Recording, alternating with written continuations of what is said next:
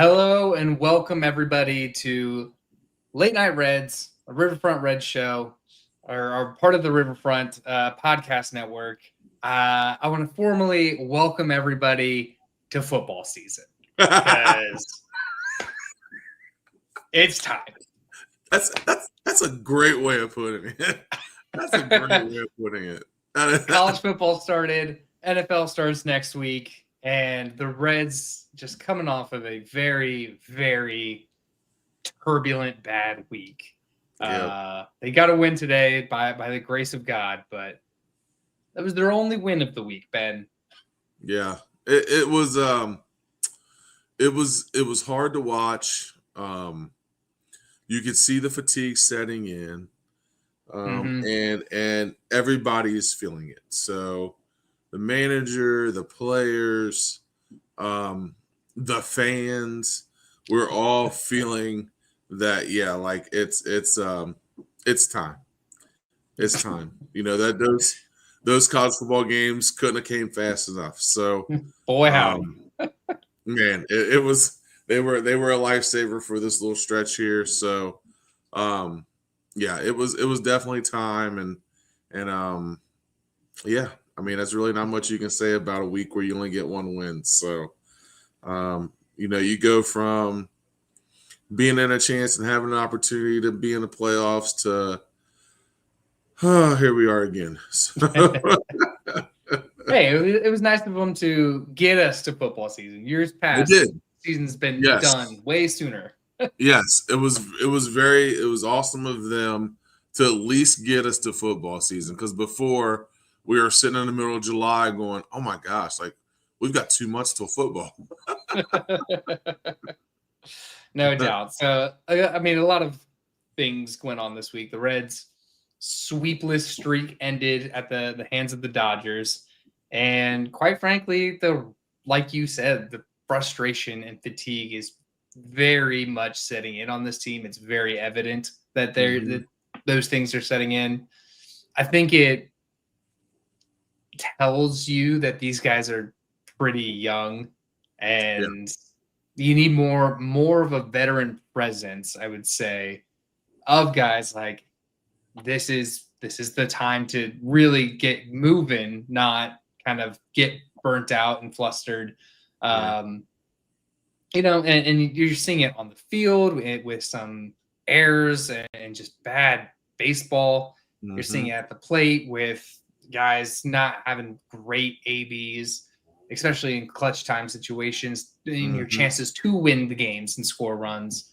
You're seeing it in the pitching staff. They're tired.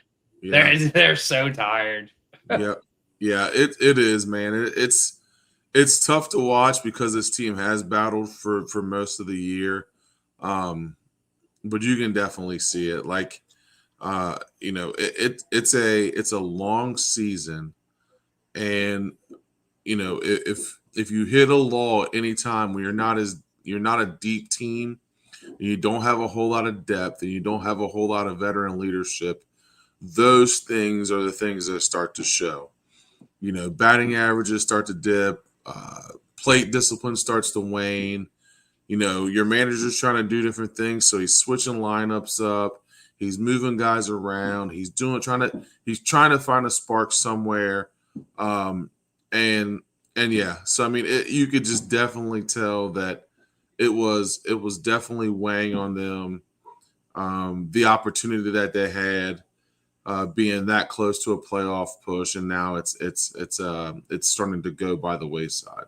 And everybody, I mean, you can tell it from everybody, from the starting pitching to the relievers to the guys at bat in the field, like just uncharacteristic errors, just not having really good plate appearances, not being able to score runs. I mean, from top to bottom, it's just been, you could just tell that it was weighing on.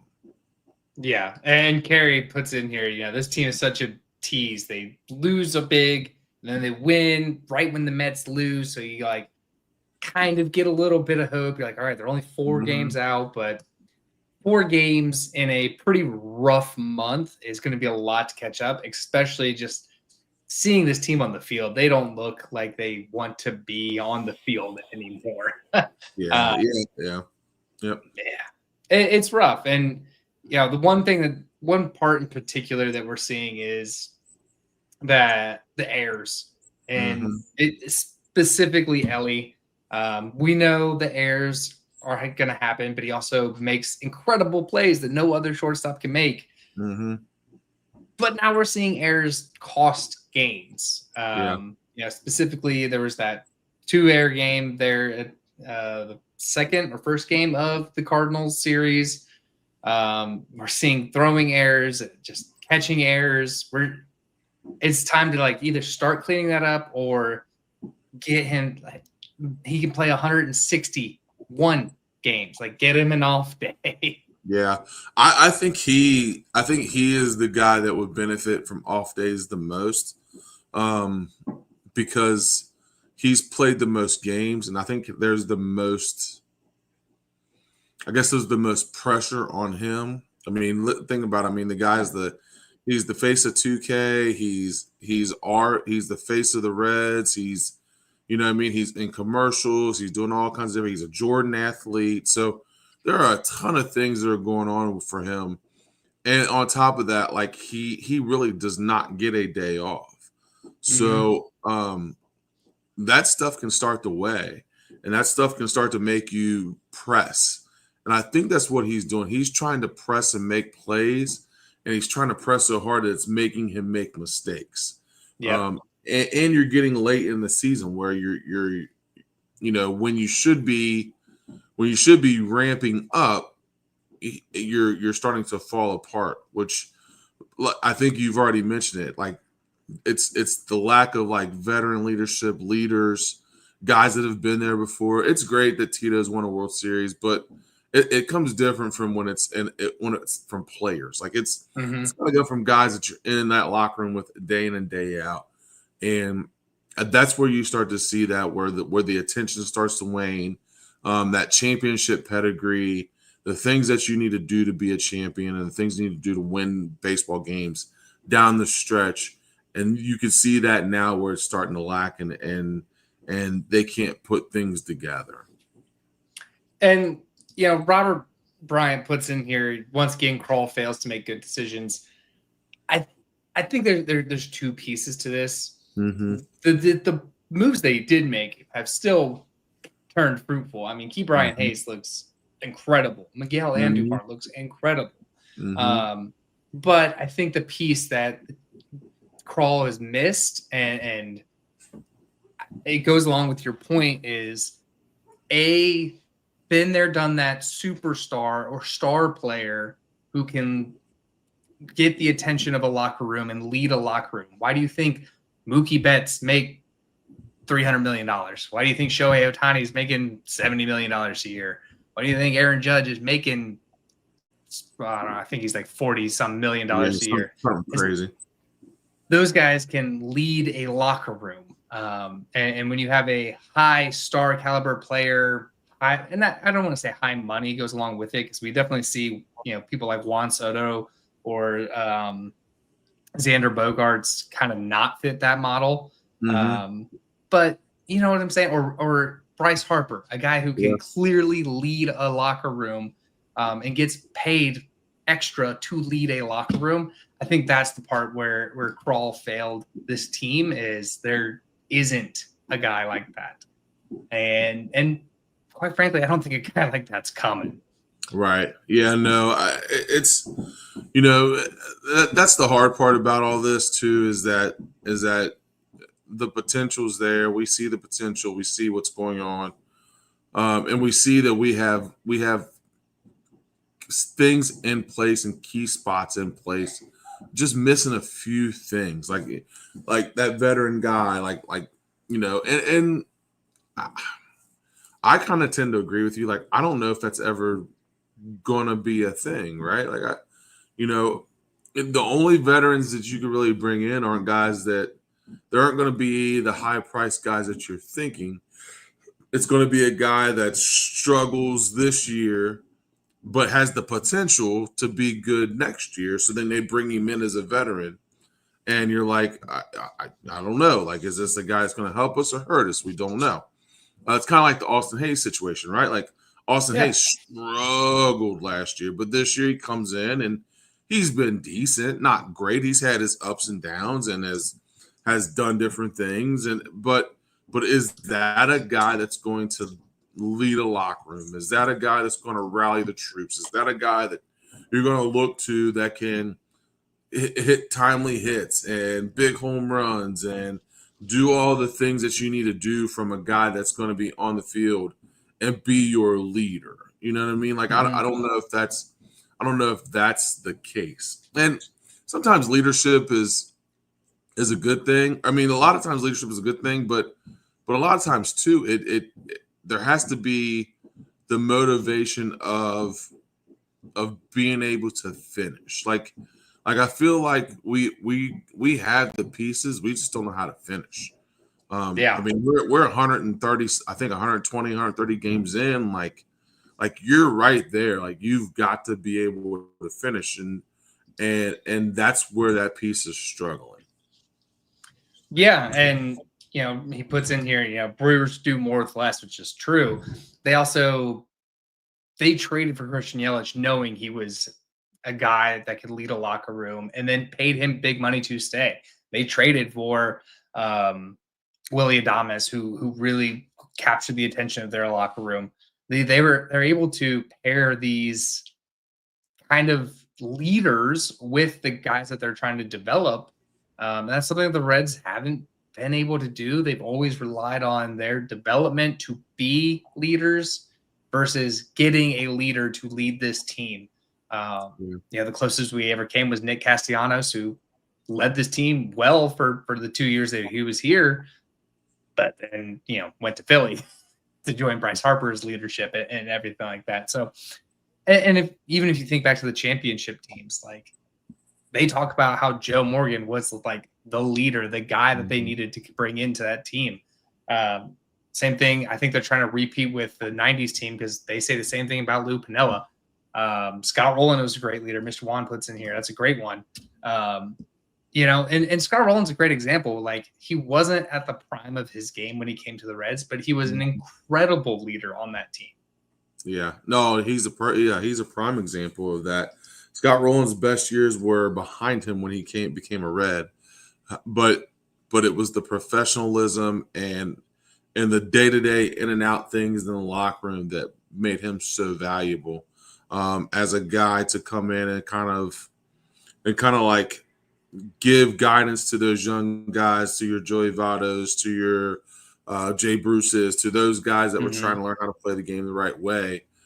He was a valuable entity in that. So Scott Rowland's that's a really good point with him. So yeah, and like, you're not going to get that with an Austin Hayes. You're not going to get that with the Miguel Andujar. I mean, the best that they have of that now is probably Jose Trevino, and it's still, I think you need a guy that gets regular playing time, not regular playing time because of an injury, to kind of be that role, whether it is an outfielder or a first baseman, doesn't matter. But not a backup catcher, not a utility guy. Those guys don't seem to command a room or lead a room like you would have hoped for Gavin Lux and Jose Trevino when you bring him in. Right. Yeah, no, I agree with you on that.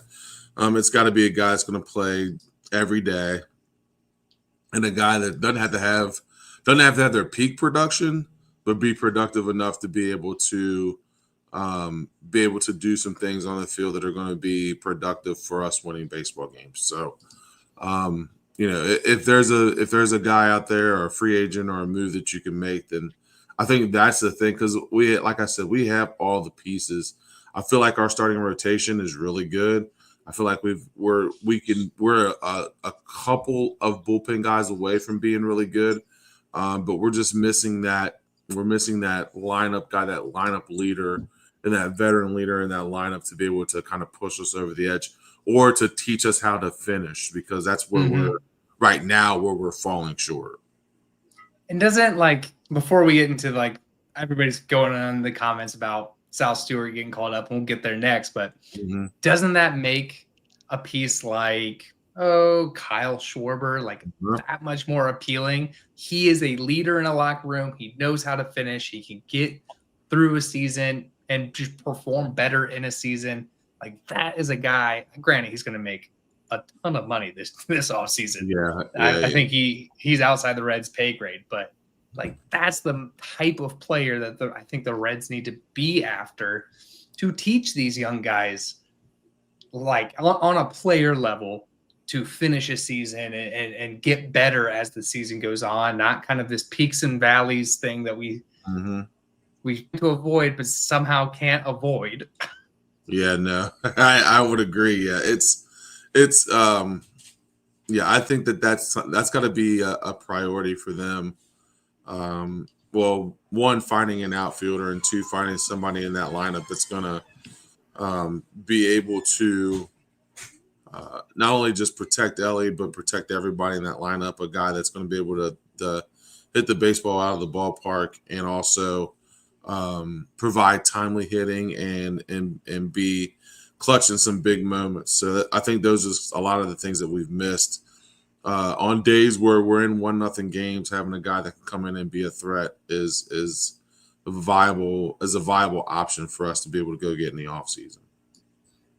Yeah, and so with that said, the big news of the day is that the Reds are calling up Sal Stewart now that rosters are expanding.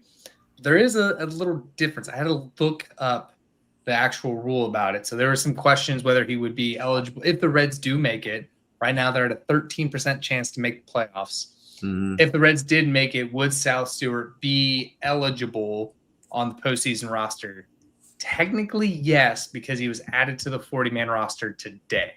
So technically, if the Reds make it, he would be eligible to be on the postseason roster. But look, this every time you go on Instagram or X or anything, it's just that dude crushing balls down in AAA. So well deserved that he is going to be on this team. Yeah, I mean, what do you got to lose, right? I mean, at this point, nothing. What do you got to lose? I mean, it's a good move for the Reds because you're going to bring the fan base back in. That's already kind of like, yeah, this season's over. And you're also going to bring a guy into the lineup that could possibly spark a run if he hits the ball the way he did in AAA.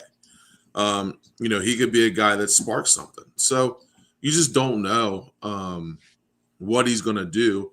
My biggest thing is I want them, if you're going to bring him in, I want you to be patient with him because the last thing you want is to think this guy's going to come in and be the savior of the lineup or be the guy you're like, oh, yeah, he's coming in. He's going to get 20 home runs these next 30 games and push us to like, no. Like, let's be reasonable. Let's give the kid a shot. You know what I mean? Let him grow, develop, and do those things in order for him to have a good last 30 weeks or 30 days of the season. And let's not put a whole lot of pressure on him. Like, I love that he's coming up, and I love the fact that he's going to get an opportunity.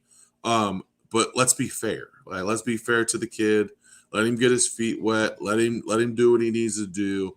And hopefully he's able to get adjusted and swing the bat. The last thing I want to see is them pull him up and he goes 0 for 12 in his first 12 at bats, and everybody's like, man, I told you we shouldn't have pulled him up. This is ridiculous. He's just like everybody. Like, give the kid time, let him grow, let him mature, let him get his at bats, and let's see what happens. I mean, the proof is in the pudding. The kid's been freaking smashing home runs in AAA. So, he has the opportunity to bring a big bat and be able to help this lineup if we're just patient.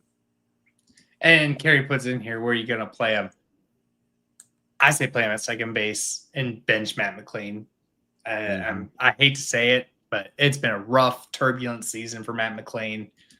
That's where I would put him. I'm putting him at second base, letting him field out there, especially if where you are on the season, right? Like, I think a lot will get cleared up this next week because they have a series against the Mets coming up, if you sweep the Mets, you're right back in it. If you get swept by the Mets, Benito. That's done. Shut her down. But Shut her down. I think he's second base makes sense for him. He plays first, second, and third. I think second base is needing some kind of production in the lineup because it doesn't matter who's there. Matt McClain hasn't been great this year. And Gavin Lux has really fallen off a cliff here in the back half of the season. Yeah. There were other comments in here kind of comparing them. Is Sal Stewart going to be the next Reese Hines? I don't think so because currently, and granted, small sample size because he hasn't been in AAA very long, but Sal Stewart has an 18% K rate where Reese Hines has a 30% K rate. So Reese Hines is swinging at everything. Man. Hitting balls to Ohio. Piece of famine. But I'm excited to have Sal Stewart up here. I'm excited to see him with some major league time. If you would have asked me maybe at the beginning of this season, I would have said he's the biggest trade piece. We don't need him. We're so stacked at third base. And then we traded for another third baseman and still need Sal Stewart. So it just goes to show you don't really know. Yeah, you don't. And I think that you bring up a really good point. Like, you know, I hated seeing Matt McClain struggle. I mean, because I do like him. I think he has the opportunity of being a really good player. But at this point in the season, I'm not sure if I'm willing to waste ABs with him and not give him to Sal Stewart. Like, if we want to know what Sal Stewart really is, put him in second base, give him those at-bats. Matt McClain has had plenty of at-bats. So let's see what Sal Stewart can do. And I'm not writing Matt McClain off. I really do like Matt McClain. He's had a struggle this year. But you know, you're bringing this kid up for a reason, right? Like let's give him a shot. Let's give him some at bats. Let's put him in the field. Let's see what he can do. What I'm interested in though is that I know that Ellie and McClain have good chemistry. Right. How does that work with Sal Stewart and Ellie? As far as chemistry wise, and of course they're professional. I'm not worried about that, but just seeing how that'll look and how that'll work with Matt McClain out of the lineup. So, but yeah, I definitely think that you have to give him at bats. You have to have him in the lineup, and you have to make sure that you're giving him opportunities to grow and get better. Yeah. And you could use the DH spot. You could put him at first and have Steer DH. Like there's a mix and match kind of play there. You just know he's not going to be at third because Key Brian Hayes has been tremendous as a Red, both defensive and offensively. He is since being a Red, he's a perfect 100 OPS plus, which means league average. And you can see that how league average looks incredible as a Red. Yes. Yep. Absolutely. Yeah. He's been a very bright spot in that trade deadline. And he solidifies your third base. Like you ain't got to worry about third base for a while. Yeah, exactly. And we've gone to ad nauseum about that, I'm sure. But I think second, first, and DH just kind of a rotational piece there because you do have Andujar who probably eat up most of your DH at bats. But you know, you're here at the end of the season. Like I said, I think next week we'll have a lot more clarity of where we are because we're still in striking distance. Yeah, but if that series against the Mets goes terrible, right? Yeah, we still. We're definitely we got a puncher's chance. You know what I mean? Like if we sweep the Mets, then you got an opportunity to be right where you want to be. So, yeah, not all is lost. Not yet. Not yet. We'll see. A couple other points I wanted to hit on, and you kind of brought it up before, where when this team is just in a frustrating spot, Tito's trying a bunch of different stuff to like find a spark somewhere, and I don't know, some of them have been pretty questionable, like starting Marte in center field at the Dodgers, where they have a huge center field. Yeah. It was not a good experiment. at all, to say the least. No. Yeah. I mean, between that one and Espinal getting way too many at bats, like I just, yeah, I'm not sure. Like I said, I'm never going to question a manager because I've never done it. I've never had to put together a major league roster. But like for a guy that's very new to the outfield, I mean, and he's starting to get a little bit comfortable in right field, to move him to center in that ballpark, like it's very questionable. Like that's you know, of the ballparks you're gonna. I mean, between there. What other place has a big like? It's just that's just a Hoffman. huge, yeah. Like it's just a huge place to play, like center field, for a guy that's. I mean, for a guy that just moved to the outfield, what 2 months ago, a month and a half, so like you don't have a whole lot of experience. So I don't know. I do think that I think to Tito's defense, I think he's just sometimes is trying to throw some things at the wall and see what'll stick. And on top of that, too, I think he's seeing TJ Friedl struggle at the plate.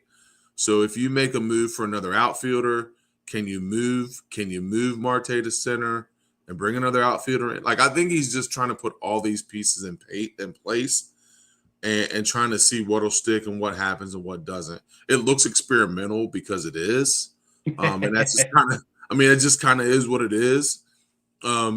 But I think he's had enough experience, of course, with how many games he's managed to be able to try to figure some things out. And I think he's just at some point you got to try to do something different when you're losing games and you're in a losing streak, you're in a slump, and a guy's in a slump. And, I think part of that was just trying to shake some things up a little bit.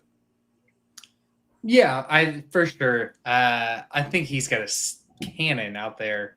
Yes. Right, and that part absolutely. You feel great about. But TJ Friedl's kind of slipping, but then you have Benson, who can't seem to find the field or anything. I mean, he gets brought in to pinch run, and that's it. And then he was never be seen again. I don't understand.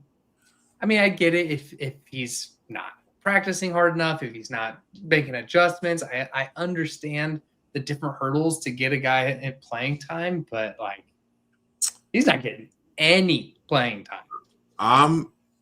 I'm just going off coach's feel. So remember when he hit that walk-off home run or hit, and they had an issue with him like not running the first or staring at the ball, or I don't know. I can't even remember really what it was. I think there is some fallout from that. So, you call up Will Benson just because you have to call up Will Benson because he's just next to guy. But if I think it was up to Tito, like I don't think that he would have Will Benson in his dugout. And he's going to say all the right coach things like, yeah, I really do like him. We talked about it, blah, blah.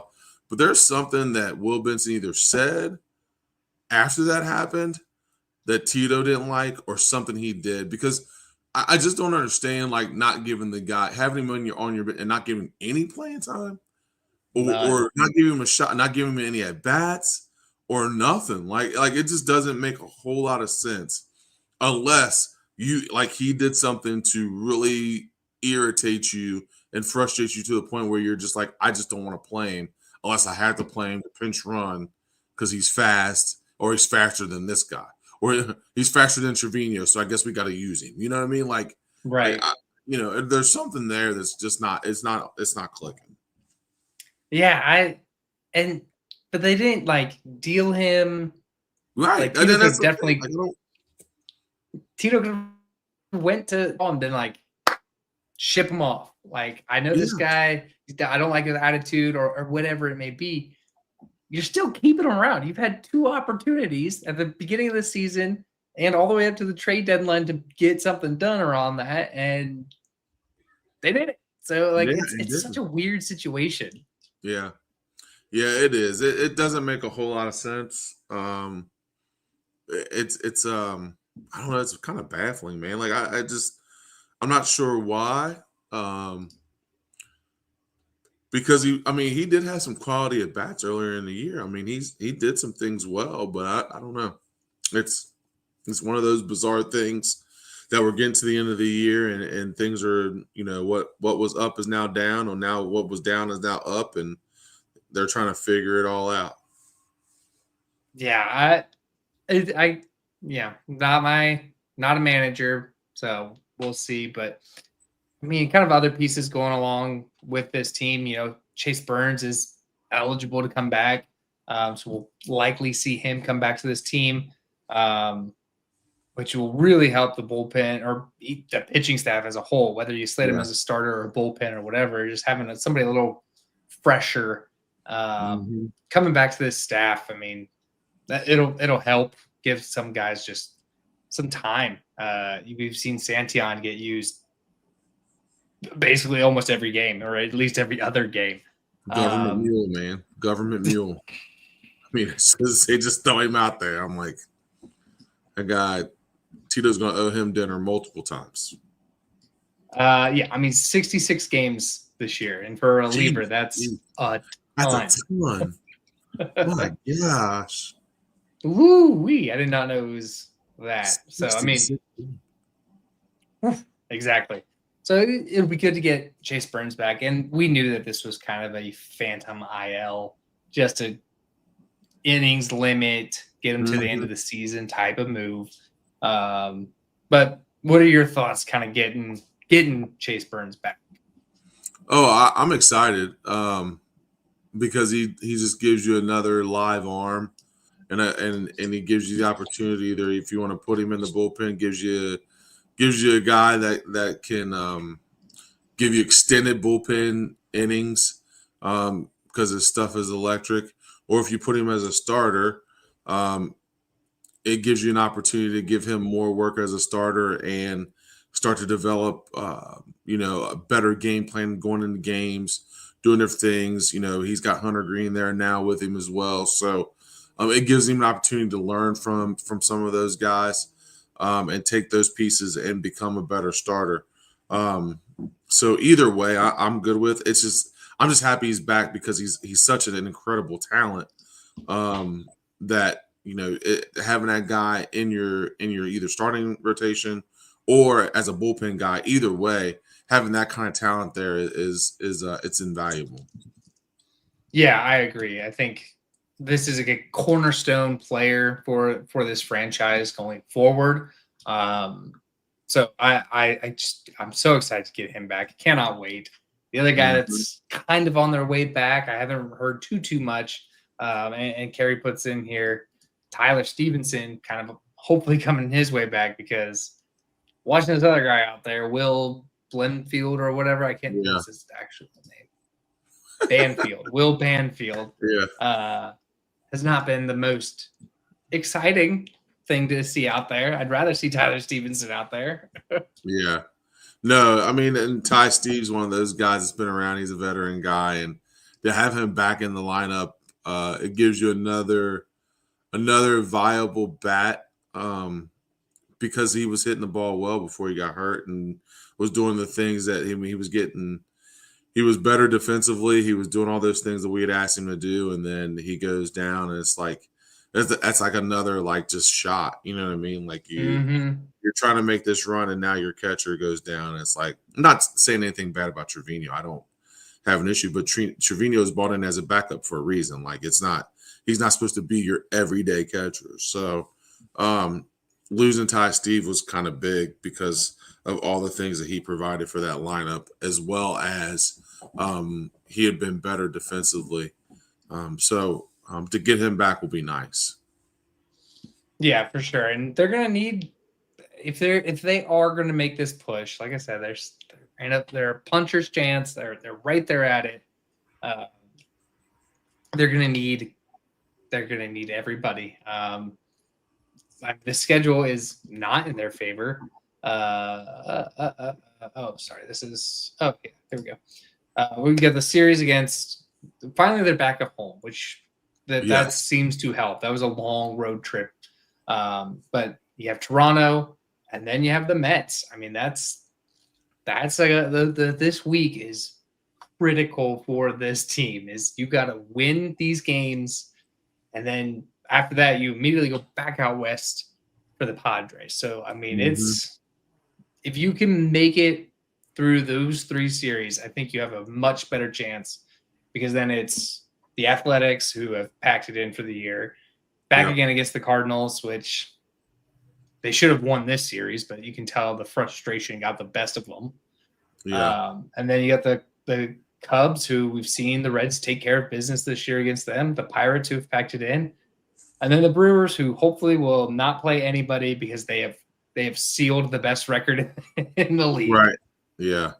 Oh, I think we'll be able to tell a lot by these next 9 games. I mean, these next 9 are the big ones for us. We have to sweep the Mets. You got to take 2 out of 3 from the Blue Jays. Like these are opportunities for us to gain ground. So I think this homestand is going to tell us where we're going to be once we leave to go to San Diego. Like if we go 4-5 in the homestand, you might as well pack it in. You know what I mean? Yeah. That's you know, if you go 7-2 and that includes 2 out of 3 from the Mets, and the Mets leave us and lose a couple games, and you're, you know, a game and a half out of the wild card, going on the road, then you got to punch a shot. But this homestand is critical. Absolutely. It is probably the most critical part of the year, and the Mets schedule definitely helps us. They kick off a series against the Tigers, who are, I would say, the best team in the AL, or one of the best teams in the AL. Their series against us, a 4-game series against the Phillies, then a series against Texas, and then a series against San Diego. So those are all those are difficult games for the Mets to win, who haven't been good for good stretches of this year. I mean, I'm not saying anything out of the blue. That's why they're the last wild card team. But, you know, that's a rough stretch for them as well. So I think if you win your games, but specifically win those games against the Mets, it's going to be incredible. And thankfully, those games are home. And everybody out there needs to use our code Riverfront and get tickets for that Mets for those Mets games and treat that like a playoff atmosphere, because our playoff hopes are probably on the line during that series. Oh, no doubt about it. Gosh, it should be packed. I mean, that series is so big. And it's an opportunity really it really is our playoffs, right? Like it's do or die. Like we have to go and win those games. Those are big games for us. So it'll be nice to see Great American get hyped and get live and get loud for those games, because it's a 9-game homestand, dude. Like we haven't been at home for minutes. So for us to get a 9-game homestand, to be able to climb back in this thing will be nice. I think we just talked each other back in. We're back in on the playoff hunt. We started this show welcoming football season, and we're back in on the playoff hunt. Yep. Yeah, man. It's frustrating when you see your team lose the way they lost, and it was just so disheartening. And I mean, they just played just lackluster, and you know, it was just really tough. It was really tough baseball to watch, but you know, we really did just talk ourselves back. Here in 40 minutes, we've talked ourselves out of football season and trying to get the Reds back in the playoffs. Just that quick. I'm in. I'm all about it. So, they got to sweep the Mets. They got to have a really good homestand here before they go back out on the road. These have to be winnable games. Absolutely. So, you know, I think for that kind of does it for us. If you guys are going to go to any ball games down at Great American, specifically the Mets Skate Series, use our code Riverfront and get $20 off your first purchase through SeatGeek. Again, that's Riverfront.